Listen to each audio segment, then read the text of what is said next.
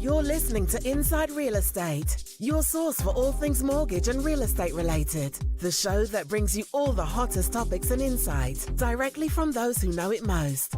Now sit back and enjoy the show. What is up, everyone? Welcome to another episode of Inside Real Estate. You've got myself, Paul Apostolakis. You've got Brad Weisgerber, Salvatore Kuzmano. We are the trio of Inside Real Estate. Thank you for those of you that have listened, subscribed, and also left us reviews. We can't thank you enough. If you want to find us, you can go to irepodcast.com. You can go to Facebook.com/IRE podcast, or you can go to anywhere that you consume your podcast, any app that you can think of. I think we're on that by now. Guys, how are you all doing today? Good, sir. Awesome. Today we've got a really awesome guest. We've got Samantha she's a co-founder of Motus Real Estate here locally. And we're going to talk to her today about how she got into real estate. And then I want to get her feeling for what she's seeing in the market. You know, it feels a little bit, Sal, that things are kind of opening up a little bit. We're not seeing as many multiple offers, et cetera. Yeah, I would say so. I mean, things are kind of, softening to a degree or slowing down. I'm hearing from appraisers they're not as busy.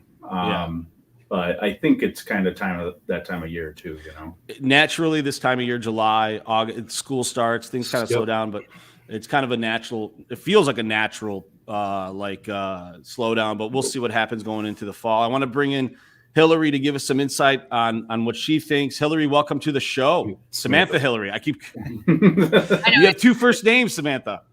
I know. What happens when you get married? Yep. Yeah. I have two last names, so yeah, it's okay. Sam, welcome to the show. We really appreciate you doing it. Why don't we start with anybody that comes on the show? How did you get into real estate, Sam? So I come from a background in publication sales. I worked for a yearbook company for 8 years, and I did that all around Michigan. And then I bought a house and met a realtor and thought, this looks like fun. So I went and worked for a local real estate team for 3 years and ran their ISA department. I was an inside sales agent. I knew that I wanted to get my license, but I wasn't done building my family yet. We wanted to have another kid. So I waited until I had my second daughter and got my license. And then I stayed on that team for a while. And then the leader of that team thought I wasn't a good fit anymore, so asked me to exit. So the next morning I had coffee with 3 other people, and Motus was formed. That's awesome. So you're a co-founder. You guys, how many owners are there? We had 6. Now there's 4. There's 4 of you. Yeah. That's interesting. So you get into real estate. You start doing your own thing. How did you start getting your own business? Let's talk about that. Well, it was kind of a mixture. I do a lot on social media. I don't have a ton of followers, but what just kind of happened is the people that were following me felt a connection and liked me, what I was putting out. So they started reaching out to me and asked how they could support me. And I had developed some relationships with lenders who were like yourselves, who were really kind and trying to support that effort into this new venture as well. So people kind of found me both ways. I did a little bit of cold calling, but for me, it was like I want to attract the kind of clients that I want to work with. And I found that going on social media does that for me. Got it. So what was the transition like going from just working in an office to kind of being a leader of a whole group, right? So you have a team now, you moved over to EXP. Is that right? Yeah. Right. So talk to us about that transition to EXP and having the team. Yeah, so moving to EXP was kind of crazy. I'd only ever been, I was a PW previously, and the business model of EXP was really intriguing to me. And I started to have conversations beyond just transactions. I think sometimes as real estate agents, especially as new real estate agents, you're just thinking about buying and selling real estate, which is important. That's the core of my job, is helping my clients do those things. But what I've learned is that there's so many other pillars to my business. I personally can only do so many transactions, without going crazy. Like, I'm a mom, I'm a wife, I'm a friend, I'm all of those other things. So I needed to find ways that I could make money when I'm sleeping. I needed to find ways that I could multiply myself, and that's what a team allows me to do. So the move over to EXP was actually pretty seamless. It's a different kind of brokerage. Most brokerages, you have to like go into an actual physical office, and our transition over was great timing. It was right when COVID was hitting, excuse me, and everything's virtual. Yeah. It's a little bit freaky. It's like a Sims world. You have an avatar that actually walks in there. But you can attend classes, you can talk to your broker that way. The state meetings are all there. So it was great for that because everyone else was trying to transition and figure out how to work from home or not be in an office. And that was built for that. So yeah, we saw that with the XP's stock price during COVID. It kind of blew up. Yeah. Right. Mm-hmm. When I started, I mean, stocks were $10 a stock, and we joined. They have a program where you can purchase stock with a portion of all of your commissions, and I started doing that. And it's embarrassing, but last Christmas, I just didn't pay attention, right? 5% of all of my commission checks. It's not that much. Right. I had a little bit of champagne on New Year's Eve or Christmas Eve last year, and I opened up my ShareWorks account to see what was in there, and I almost fell off the chair. Like my husband was like, and I said, "Look at this," and he was like, "What is it?" And I said, "Well, I've been, taking 5% of everything and putting it there." And he was like, "That's actual money?" And I said, "Yeah." Hard. It's like, yeah, I look at this, and it was crazy because the stock prices had gone so up so much, and then in February the stock actually split, so the amount of stock I had was double. So again, like going back to making money while I sleep, like I mean, and then they give me stock for things. I actually kind of exciting. I hit Icon Agent yesterday. I just got the notification. So a small percentage of EXP agents, they actually gift back their cap in stock. And so I got that yesterday. That's awesome. Congratulations on that. Thank you. I'm very excited. So so that was like the goal when I joined EXP, was to hit that milestone and make that happen. So the seamless, like the transition was great, but then I also knew I needed leverage. I knew, again, I couldn't be the one showing all the houses. I've got too many things going on, and I have a life. I want to have a life.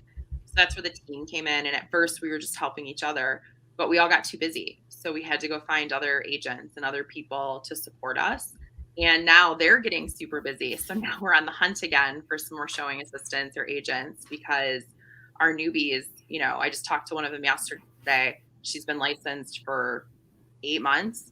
She has 5 buyer clients and 2 listing clients. I mean, 8 months being licensed, it's pretty great.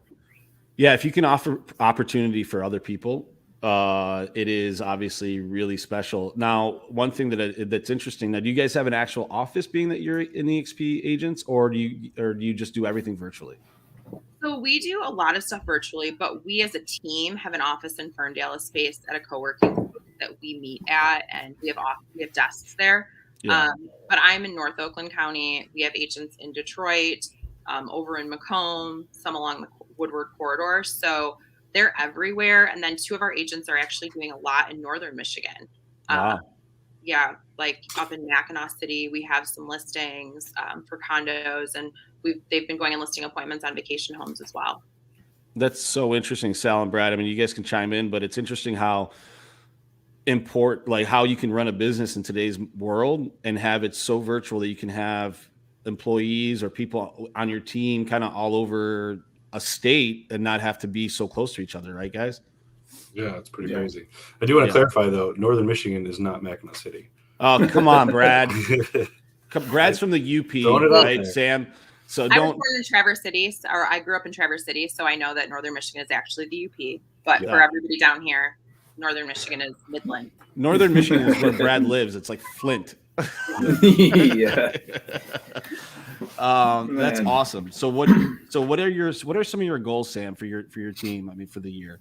Yeah, so we would like to grow.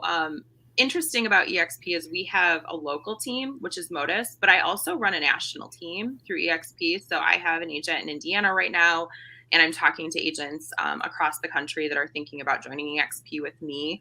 And they'll still be running their own teams and things in other parts of the country, but they'll be part of this collaboration with Motus and everyone there, so we can pool resources.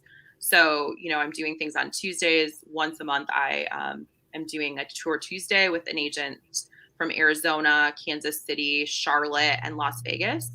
And we do that. And I meet with those people every other week to share ideas, which is something that I think in real estate people aren't doing all the time, especially somebody, I mean, I'll be licensed 3 years in March, and I've done some pretty crazy things. So like goals keep changing quarterly. I redo them. When I got my license almost 3 years ago, my 10-year goal was to get a pool. Well, they finished it in July.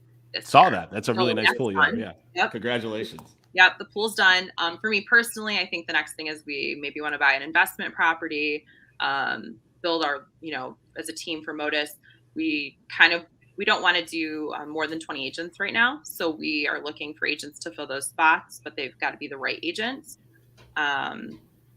I personally, again, I'd like to do 15 million next year. I'm going to do 12 this year. There's a call right now. Sorry, it's not really important. But so those are the main things for me right now. The team, I think we expanding, meeting more people who are interested in collaborating, because we're learning the more that we talk to other agents, there's more than enough real estate to go around. We don't always have to be in competition, but I want to be working with good agents, because there are some agents out there that aren't so good at their job, that are doing unethical things. So bringing good agents into the business and making sure that things are really good for our buyers and sellers. Yeah. And you said an interesting thing there, that there is enough real estate to go around, in your opinion. I mean, it just seems like everybody's a real estate agent in today's market, and they can't all be successful, right? They just can't. It's just not possible. So in today's market, what sets a good agent apart from, let's say, a bad agent? Well, I think one, how honest they are, how truthful and ethical. I mean, I tell my clients right away when we're on the buy side, I'll tell you to not buy a house. I'll never tell you to buy a house. It's amazing to me how many times I've taken clients out who purchased houses previously, and I'll point something out and they'll say, well, the other person said that that's not a big deal. And I'm like, I'm staring at this driveway with a tree growing out of it. You're going to have to bust the driveway up, re-pour it, and get rid of a tree. How is that not a big deal? Or, Right. that's, the shingles on the roof, that's not a big deal. I can just get a new roof. Well, that's great if you've got the money, but we're at the top of your budget. You don't have any money. So the hard truth, giving the hard truth. Sometimes people really like it when you tell them you don't have any money. They really like that. No, but it works really well in this business, right? Where you have a wide array of different people working in it, right? I think it's easy to have the truth or honesty blurred by a commission check, right? Yeah. And people all the time, no, dude, don't worry about it. You can afford it, or no big deal. And people always, and that does last a long time, like you said, right? You talk to someone. I've had a lot of clients come back and do another mortgage with me, but not with their previous agent. Yeah. Right. That house sucked, or we had all these bad issues, whatever it was. And I think that, even on our end, it's like, well, dude, you can work with me, but they're giving you a better deal. It's up to you. Right? I think the difference is being focused on the client as opposed to the paycheck. Mm-hmm. Right. I think a good agent focuses on the client and making sure the client is taken care of fully, as opposed to getting a deal done and getting paid. Does that make sense, Sam? Oh, yeah. I mean, I have a client who just closed a few months ago who I was helping for 2 years. I mean, some people would have not stuck with them. I mean, I just talked to somebody else the other day Amanda on your team is trying to get them pre-approved. They have $120,000 budget. They're first-time home buyers. No one in their families have ever purchased a home before. This is a big, huge change for their whole family. They're trying to create generational wealth for their children. And they've had 2 agents tell them that they don't deal with price points that low. Oh, come on. Okay. That's interesting. I feel like that's illegal. I mean, they're just like, I can't help you. There aren't houses out there for that right now. Right. My first house was $92,000 that I bought. Right. And then we sold it for $150,000 and then moved out and bought a bigger house. Now, because I just got a pool, we're stuck here for a while. But, people are trying to do something. And how could somebody tell somebody that that's a ton of money to somebody, to a lot of people. Yeah. Or at least at least have something set up where it's like, listen, like, I want to make sure you have the time allocated. I have someone on my team who's going to give you a call, right? Who can take care of that, right? I mean, I don't think there's anything wrong with delegating things, whether it's a $500,000 deal or a $50,000 deal. If you're too busy, you're too busy. And I don't think there's anything wrong with admitting that to someone. Yeah. But giving it away, like giving it to somebody else who can handle it, I think is important, or referring it off. But I think if you're, like Paul was saying, like if you're focused on the client, that's what ends up making you a good agent. At the end of the day, I tell my people, like, yes, of course I want them to buy a house with me, but I really want them to call me back in 3 years to sell their house. And I really want, every time someone talks about real estate, for them to bring my name up and tell people what a great job I did for them. And, I have a couple clients who at this point who've sent me over $1 million, way over $1 million worth of business from their friends and family, because they constantly are telling people I did a good job for them. That's free for them to send that to me. I didn't have, that just happens. But that doesn't happen to everyone. That doesn't happen to every agent. It's interesting in our business, when we're talking about growing your business or how do you get your business, a lot of that, a lot of people buy leads, or you can buy leads or you can network, or you can do all this stuff. But ultimately, Sal, and I think you believe this also, and Brad, that just doing really high level work for your clients will translate into more business long-term. Right. Yeah. It's definitely, it's the long road. I mean, that's not going to be the instant success, right? Because you need to have clients, you need to build up a book to have more and more experiences for them to like start reciprocating back to you. Yeah, but if over time you just do good work. I think if you pour all your effort into working with people who want to work with you, right? And like Sam said, like really blowing that experience out of the water for them, like it keeps growing, right? They're talking to their agent, they're sitting at the closing table, whether you're there or not. Like, man, that was good. They were good, right? Like, we really liked working with them. When people talk about you, things happen, right? Yeah. And they're not going to talk about you if you're not focused on that experience. So I don't know. It's weird too. Like, I talk to Sam all the time, and it's like, how did this happen? Right? Like, how all of a sudden is it like after just a few short years, like we're, things are going really well. And it's not, you don't think about that when you wake up and you just do your part. You're not thinking about the check. You're thinking about, shit, this needs to close Friday. Like it has to. Right. Otherwise it's going to cost my clients money, or they're going to do this, or they might not be able to, have their daughter's birthday party Sunday there that they wanted to. Right. So you make it happen for those moments, and not just, whatever, PA date's Monday, right. Sorry. Like it's the going above and beyond that I think really makes a difference that will just grow your business. Yeah. And Sam, within 3 years, I mean, you've done a lot in the industry. That's pretty impressive, to say the least, to now be a co-founder of Motus. What is for you, what does Motus mean to you? What is the brand that it stands for? So when we sat down and were trying to think of a name, I mean, it's weird, right? Most real estate teams are run by one person. Yeah. Or they're run by a husband and wife. And I love the 3 guys that I'm in business with, but we aren't married. And well, you are business wise. We are business wise, yes, but we all got a significant other. So yeah. But we wanted a different way to do business. We wanted something where somebody could grow a business under our umbrella as big as they wanted.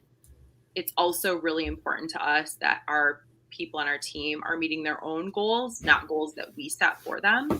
So when somebody joins us, we sit down with them yearly and we talk about what their goals are financially, what they are for time. Like there's something to that time freedom. We have a couple on our team where dads that are, taking care of young children. How many vacations do they want to go on a year? How much, I've got some hard set parameters in my life. I will not miss bedtime more than 3 times a week for my kids, and 1/4 of every weekend is for my family. And I don't give that up. And so I do that same thing for the people on my team. And some of them, they want to be home every night for dinner. They're only willing to miss dinner once. So we wanted to create a situation where that was available. where people could do that, build the kind of business that they wanted, have leverage. We have a social media person on our team that helps. We have, contract to close help. So there's a lot of leverage there. And of course, like showing assistance on our team, that was really important. The other really important thing for us was that we were kind of faceless, that not one of us was ever going to be a star in our own right, that the power really was with the team, that we could support each other and, celebrate each other's successes, and everyone could get their credit. Because I don't always see that happening.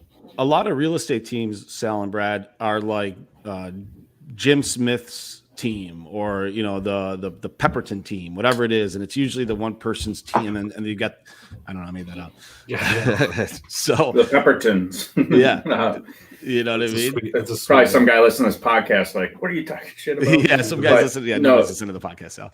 So yeah, but usually it's the team is the name of whoever, but you guys decided to do more agnostic, like the name Motus, where one person is like forefront, right? Yeah, I mean, I'm gonna get real geeky here for a second. I believe in like manifestation and dreaming big, and just like, if I'm gonna do it, I'm gonna go balls to the walls on it. And Nike didn't have someone's name on it, right? Apple, yeah. Like, I'm not trying to build something small. I'm Right. trying to build something huge. Right. So if you're trying to build something huge, you have to think that way from the beginning. So that's what we're doing. When we sit down and talk, like, we really think, if somebody is listening in Utah and they like our branding and they like us and they think that we're valuable, like, you can use Motus out there. We'll figure something out. It can be everywhere. I mean, EXP is in Germany. It's in South America. I mean, it's everywhere. So like, I'm not just trying to dominate here in Metro Detroit. Like, when I say I'm literally trying to take over, it's like Pinky in the Brain. I don't dream small at all. Yeah. So that's just not on my radar. Yeah, I think we have some similarities like that, because when we started Omega, it was like, well, what are we going to call it? What are we going to do? Like, we want to be big. We want to own Metro Detroit. We want to expand. And it's kind of weird to do that if you're like, Sal Kuzmano's lending. You know what I mean? Like, who knows? Well, Uncle Sal's mortgages. I don't think there's a right or a wrong way to do it necessarily, right? Like, you've got, Eddie Bauer, Ralph Lauren, whatever, right? Like, brands can be whatever they want to be, as long as everyone in that space supports it and believes in it and helps build the dream, right? So I think that's just important to Sam's point, right? Like, how do you build your culture? How do you sit down and talk to people and set the right expectations? And even when you're talking about that, right? Like, to a client, like, if you're like, dude, I'm 24/7, and then they call you on a Sunday at 9, you can't be pissed, right? Yeah. Like, you got to set the right expectations. Like, no one complains when they try to call their bank at 8 p.m. and it's not open. They just say, oh, they're not open, right? So you have to set your own hours. You have to set your own expectations. You have to set your own tone that your clients, your employees, whoever it is, right? They all are on the same page. And I think that there's no real limit to where that brand can go, right? Yeah. Sam, what do you think is some of the ingredients of success for a good team? I think you have to have really good open communication. I think that people, the people that I brought onto Motus, I talk to them all the time. I seek feedback, and I seek tough feedback. Like, I want to know if I'm doing something wrong. I want to know if there's a place that I can get better, if I can lead better. If how I'm trying to motivate you is not the way that you're motivated, because I'm pretty straightforward and kind of a tough love kind of person. So if that's not working, I need to know. But I ask for that, and my ego is really low when it comes to taking that feedback. And I think, if you're going to be a leader, you have to kind of make it a safe place for people to give you feedback, and to not get combative or to be like, well, they're wrong. Well, feedback's everything. Yeah. Like, I'd rather get negative feedback than never hear from someone again. Correct. Which could happen easily. right? You have to be open to it. You can't be combative to it. You have to be like, feedback okay. is a gift. Yeah. It's a gift. Feedback is a gift. And if you look at it as a gift, like whether it's positive or negative, like somebody to take the time to give you feedback, whether it's harsh or positive, whatever it is, feedback is always a gift. Would you agree, Sam? Yeah, I have a really good, like a mentor of mine from back in yearbook, because we used to have to give teenage kids feedback on these things that they had thought about for 6 months. It was like so close to their soul. And these, teenage girls would be crying and so upset. And I would always have to remind them, like, where did that feedback come from? That person wants you to get better. And it takes a lot for somebody to give that feedback, like they're being vulnerable. And if somebody's coming to me and telling me something, like I'm kind of their boss, right? Like I've put myself in that position. So if all of a sudden they tell me something and I get pissed about it, they're never going to tell it to me again. And I'm never I've just shut the door for not only them, but probably other people as well. Right. So yeah, I think feedback is so important, and to accept it with grace, I think is important.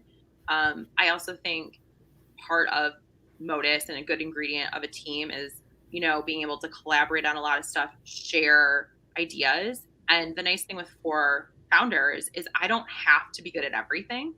I only have to be good at a quarter of it.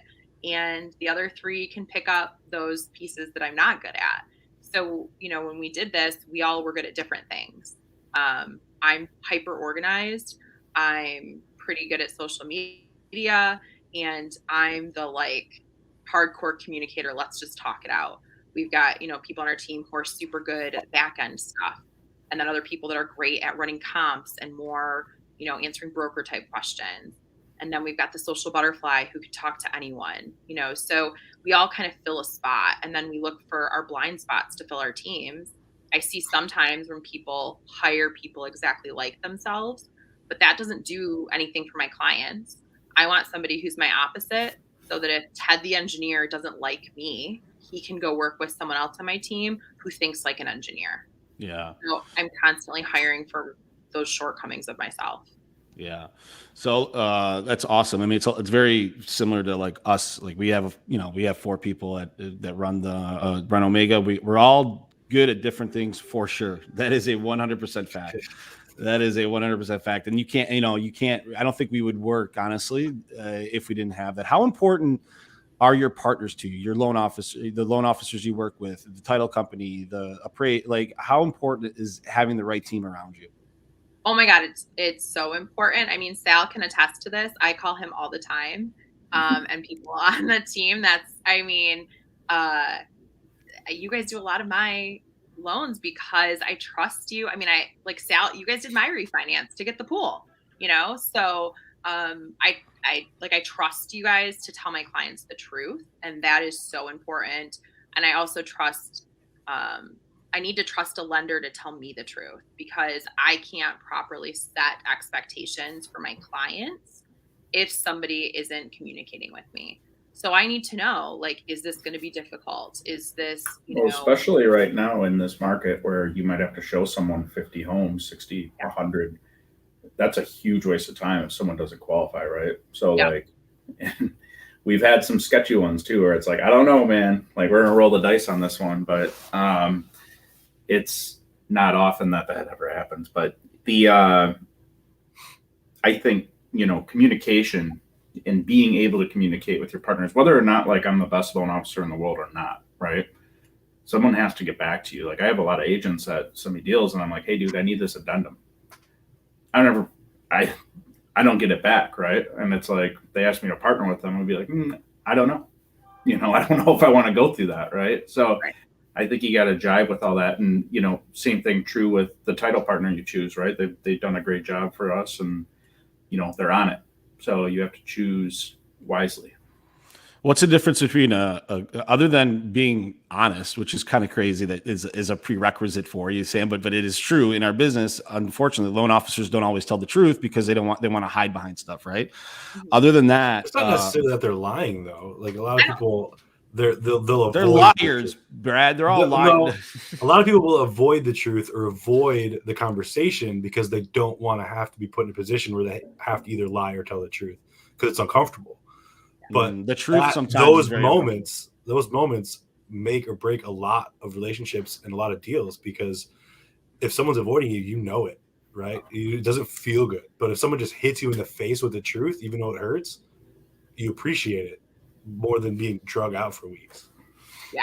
I mean, I had one where somebody, like, they had forgotten to do something and I was calling them constantly. And instead of just answering the phone and being like, hey, my bad, I had a lot going on Tuesday. I didn't get it done, but it will be, I'll take care of it tomorrow and I'm going to make it right. That I could have dealt with, but they just skirted me for 3 days. And then me and my client are freaking out, where if they just answered the phone and had the tough conversation, like, as far as I'm concerned, we're on the same team. We're both trying to get it to the closing table for our client. If I'm in the know, if I'm in the loop, then I can also start playing defense, and maybe a little bit of offense on those deals to make sure we can hold it together. So yeah, communication, making sure that they answer the phone. And then the other part is like being able to talk to my clients. I think I run into so many clients who are really scared to talk to a lender. Like, I get on the phone and I'm like, hey, have you talked to a lender? No. Why not? Well, I mean, and they start giving me I had this student loan thing and then a credit. Like, right. They have seen it all. Like, it's fine. But if you don't talk to them, we can't figure out your starting point. Like, if you can't get approved right this second, they can tell us when you can get approved or give us an idea of what needs to happen in order to get you approved. But I need you to talk to them. And, my partners, the people that I send people to, are good at doing that. Like, hey, it's not going to work now. Or if you were able to do this, then we can get you approved for the amount that you want to be approved for.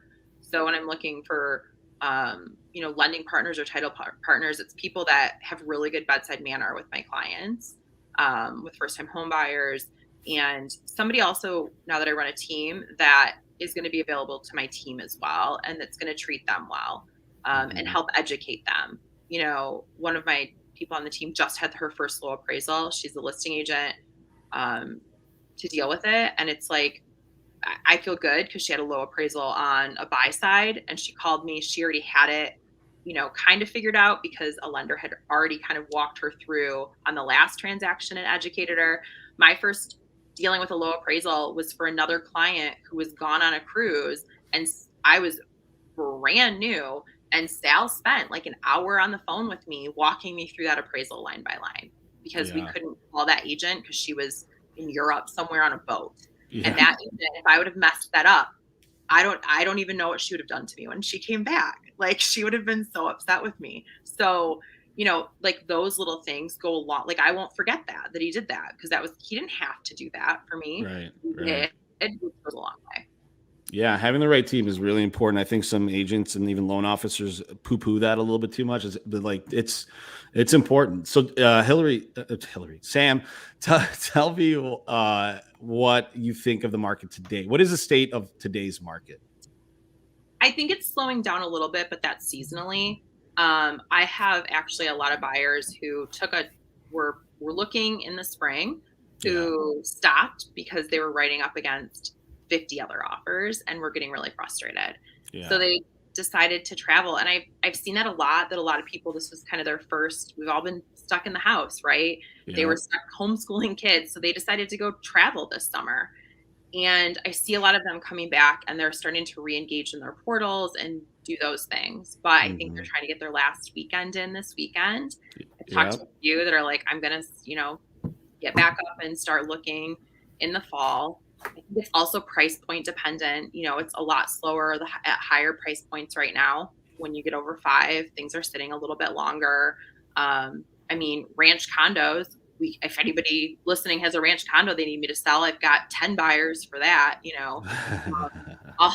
I've got tons of people that want to downsize because they don't want to take care of that house anymore, but they want a ranch condo, and those are hard to find in Oakland County, like nice ones, or Macomb or Shelby. So if you're out there, but I think it's slowing down. I'm not concerned about some big crazy, thing happening, like a crash. You're not worried about a crash happening, Sam? I'm not worried at all, because I think people have so much equity in their homes. Like, even if they, are in some kind of trouble financially, we can sell their house and get them money. Like, yeah. So I'm not worried at all about that. I think everyone would like it to level out. It would not be the worst thing in the world if houses sat on the market for 14 days. No, that's normal. Selling in 2 days. Yeah, like selling. And I've had to talk to sellers, if the house is sitting on the market for 14 days, 20 days. I'm like, at 25, let's talk. But right now, it's not the worst thing in the world. Like 50 offers on your house in 4 days, which happened in Sterling Heights this summer from one of my clients, is not normal. That's insane.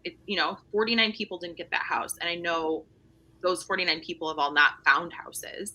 So there's still buyers out there. I just think it'll slow down a little bit. Well, and it's just like anything else, right? Like you sell and then you buy in that market too, right? So unless you already have a situation set up or whatever, hey, we're moving up to our cabin up north.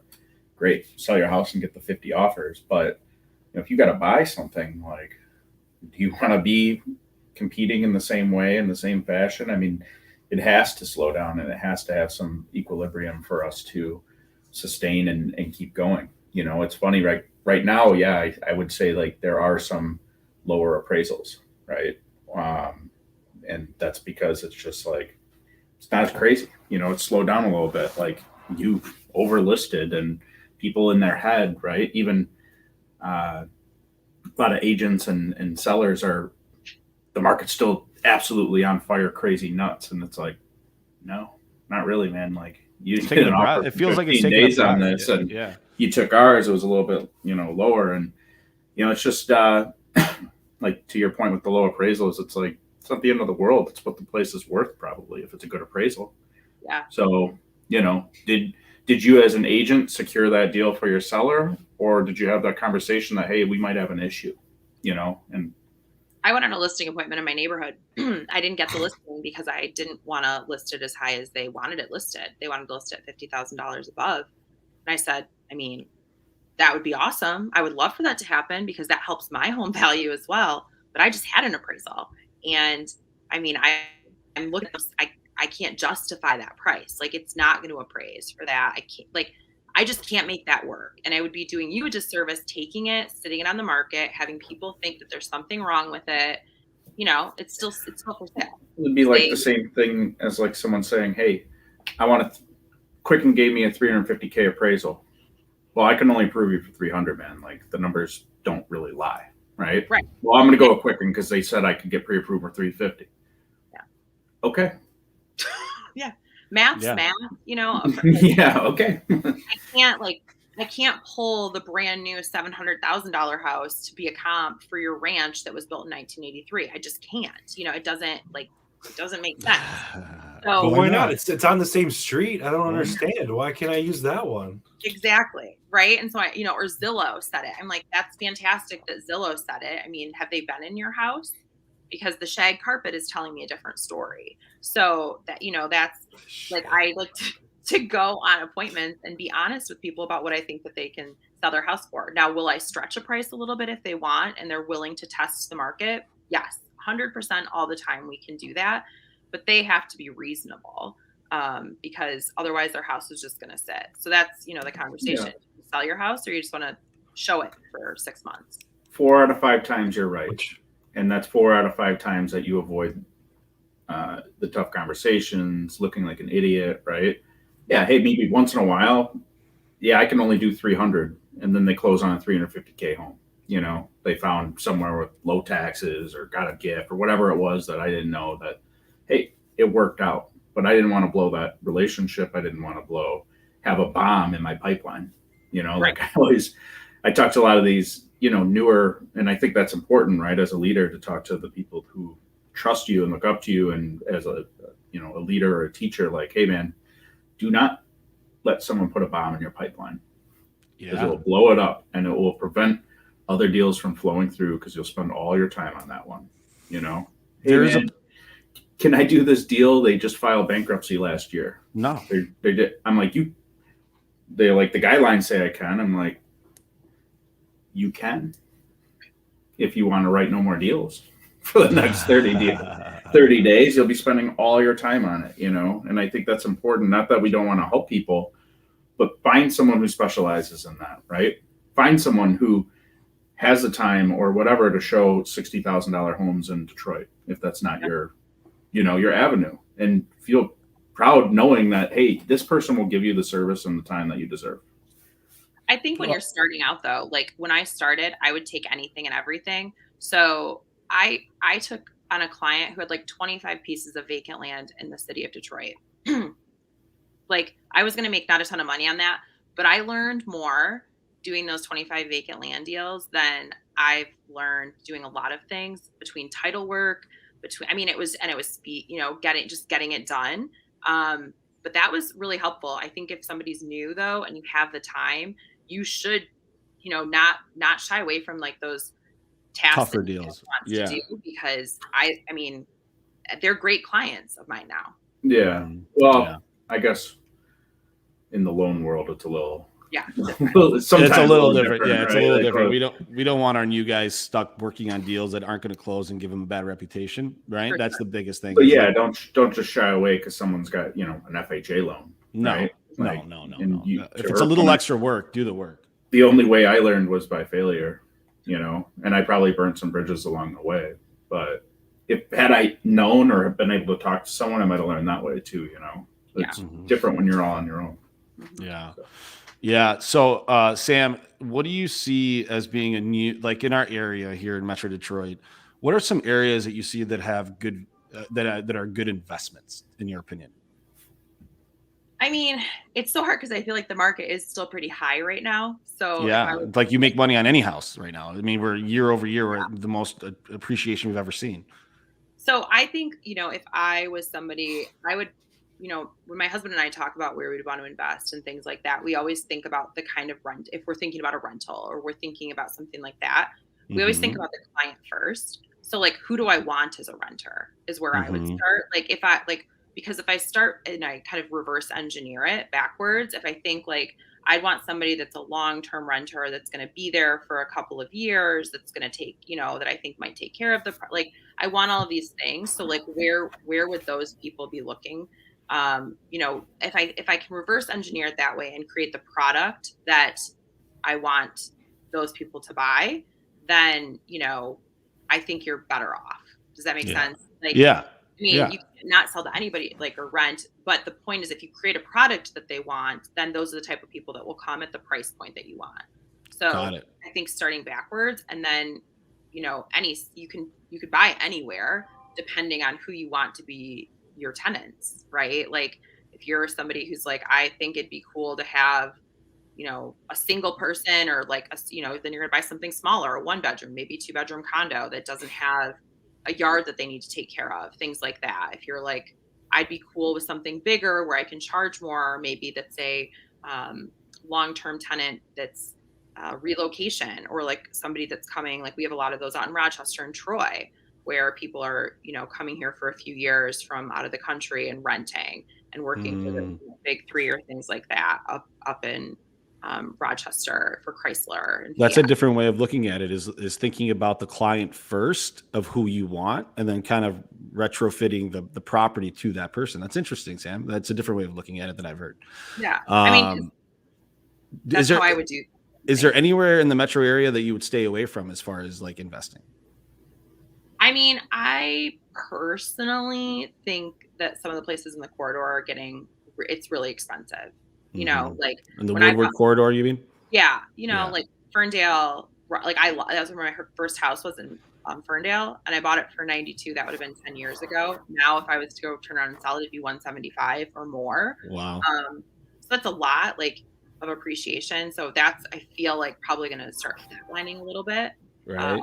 I'd probably go a little bit further out, or I'd look at, places that are close to downtown that are close to all of the action now as that starts to happen. Right. With people getting to work from home and people not having to sometimes go into offices as much, people want more space. A lot of people are looking at entertaining at home. They're at home more. So they want, I've got a lot of people who maybe one person was working from home and now 2 people are working from home and they're renting and they both need to be on Zoom calls all day. So that doesn't work because, Molly's working at the table and Dan's in the bedroom and they don't have a place to decompress or anything at the end of the day. So yeah, this work from home thing really has changed the dynamic of what homes mean. Would you agree? Yeah. I mean, like Lake Orion stuff, like out there, places out there. I think if you can get something that has, I see a lot of people out the Stony Creek Metro Park, like places like that. That's where I think a lot of my clients are looking because they want to be close to be able to do those things. Right. And close to 75 to either get up or down. Right. It's also how far away, because the Metro Detroit area is pretty large, and to get from one place to another sometimes can take a long time. All right. We're going to go into 3 questions, Sam. This is where we ask 3 random questions that we haven't thought of previously, and we do it live, and then we get your answer. So first question that I usually ask is, what scares Samantha Hillery? I would say like being a failure. I don't want to fail. I've got 2 little girls that look up to me. So that's the thing that I can't fail. Yeah. Yeah. Failure is something that scares the shit out of me too. Although failure is necessary for success. So it's like you almost have to fail to be successful. So it's a double-edged sword. I hate failing. I'm terrified of it. But at the same time, every time I like mess up or have a failure, it's such a learning lesson to build off of. I just fail fast and then pivot. Yeah. My mantra, like if I'm going to fail, make sure it's quick and then figure it out and move on. You mean you don't wallow in your misery after you fail? No, I just do a little dance party in my office, gangster rap, and then I'm pretty good. That's awesome. I think a lot of people, but like, is failure even a thing? Can you fail at something, right? Or can you like move on from it? I mean, I guess people who like fail just stop at that point, right? And that's failure. I think that's failure. That's failure. If you fail and but the mindset's like, you can't really fail. Like the only way you're like, I think a lot of people all the time are like, man, like if this happens, it's over. And it's like, is it? Correct. Like we're just like human organisms on this planet, like moving around. Like, what's a mortgage in the grand scheme of it all, right? Like, is that failure? I'm still alive, Yeah. That's getting a little, Death is the only failure. That's like campfire up north talk, but yeah. We should delve into this, Sal, next time we're on a campfire up north. Yeah, I think that's it. That's a good call. Next, you guys got a question, or you want me to just handle it? You guys got anything? Go for it. If you could be anywhere, like if you could be a fly on the wall at any moment in time in history, right? Like witness it from like a third, like out of body view. What would that moment in history be? I would love to be a fly on the wall when Ruth Bader Ginsburg was arguing for women's equality, like for women to be treated equally in the eyes of the law at the Supreme Court. That'd be interesting. I wonder how you think she got into them, like harsh.